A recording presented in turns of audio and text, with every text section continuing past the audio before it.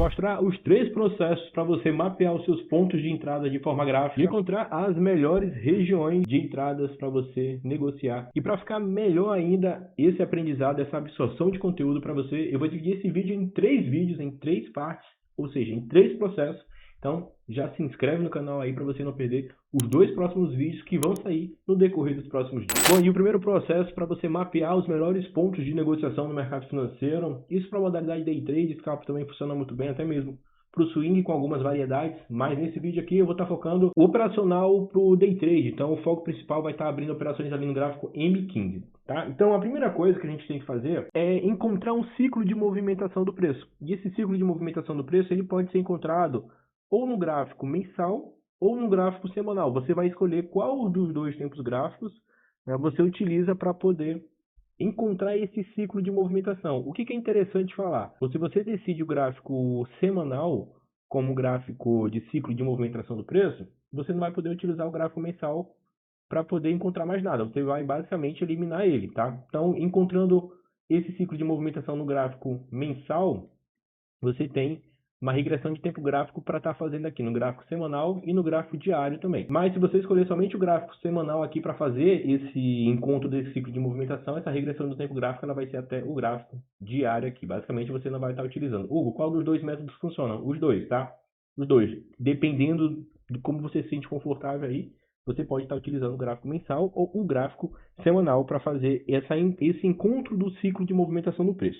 E o ciclo de movimentação do preço, ele serve basicamente para você encontrar a frequência do preço. E além de encontrar a frequência do mercado, esse ciclo ele é bem interessante, que ele vai te mostrar as regiões para você não abrir as suas negociações seguindo tendência, porque basicamente se você abrir uma negociação numa tendência de alta, onde o preço está chegando na máxima daquele ciclo, a sua probabilidade de tomar stop ela é muito alta. Então ele tem esse comportamento de evitar com que você abra as negociações quando o preço está na máxima, numa tendência de alta, ou chegando na mínima lá desse ciclo também. Esses são os 2 objetivos do ciclo de movimentação do preço. Você já entendeu? Agora a gente vai jogar aqui no gráfico para poder encontrar esse ciclo de movimentação. O que é interessante? Você pode fazer o encontro do ciclo como que você está enxergando o gráfico. Né? Aqui no SDJPY, o que eu gosto de estar fazendo? Eu gosto de marcar um ciclo de movimentação do preço, toda essa movimentação que aconteceu antes dessa ferramenta aqui, ó.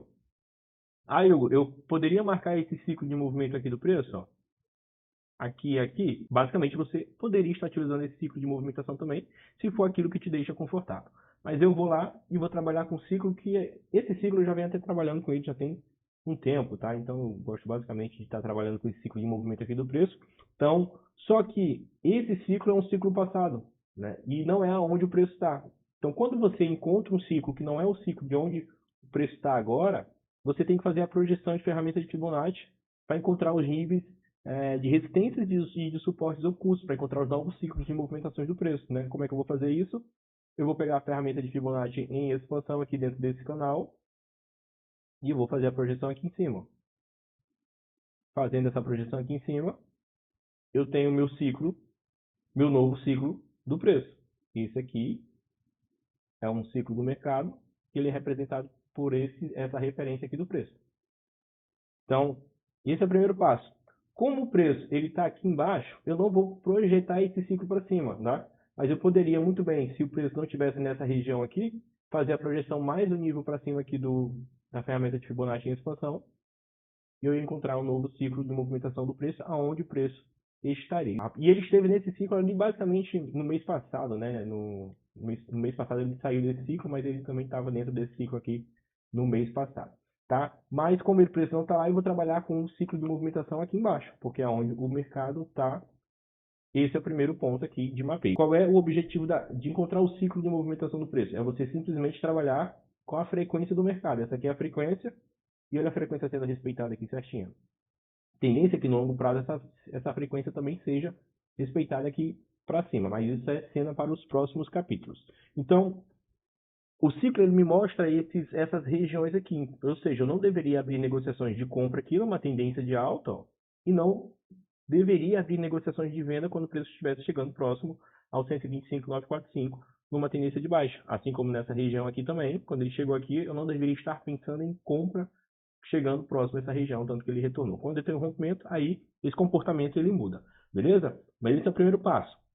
continuando para o primeiro passo aqui, você vai encontrar o ponto de pivô do preço. Então, esse ponto de pivô é o ponto principal, é o ponto de pivô mais forte que tem dentro desse ciclo de movimentação. E como é que você faz isso? Você vai abrir a sua calculadora aqui, ó, e você vai fazer o cálculo do ponto de pivô. Como é que eu vou fazer o cálculo do ponto de pivô? Eu vou somar a região de resistência com a região de suporte e vou dividir por 2. 151.912 mais 125.945 divide por 2.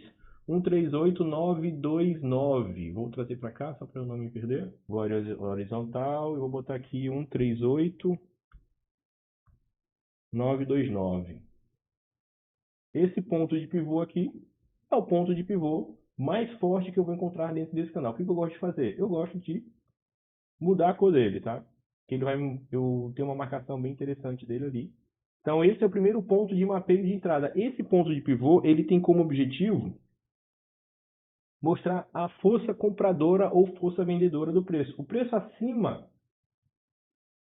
do ponto de pivô, eu tenho uma força compradora do preço. O preço abaixo do ponto de pivô, eu tenho uma força vendedora do preço. Nessa situação aqui do preço, como é que está acontecendo? Eu tenho uma força compradora aqui? Não, você não tem uma força compradora porque você tem um rompimento aqui desse ciclo de movimentação do preço, tá? Aqui tinha força compradora, mas quando o preço voltou para baixo dessa região de suporte agora, né, que era uma região de resistência, foi rompida, virou um suporte, você tem uma força vendedora aqui do preço. Tá? Então esse é o mapeio, é o primeiro processo para poder a gente começar a mapear nossos pontos de negociações. E aí no próximo vídeo eu vou te mostrar como que você vai encontrar os pontos de pivôs secundários. Esses pontos de pivôs secundários são pontos de pivôs mais fracos do que esse ponto de pivô principal que a gente encontrou aqui, mas eles são pontos de pivôs cruciais para poder solidificar os pontos de entradas e os tipos de negociações que você vier a realizar. Então, ó, se inscreve no canal, que esse vídeo já vai sair. Quando você sair, você vai estar sabendo exatamente qual que é o processo para você realizar uma boa análise do preço.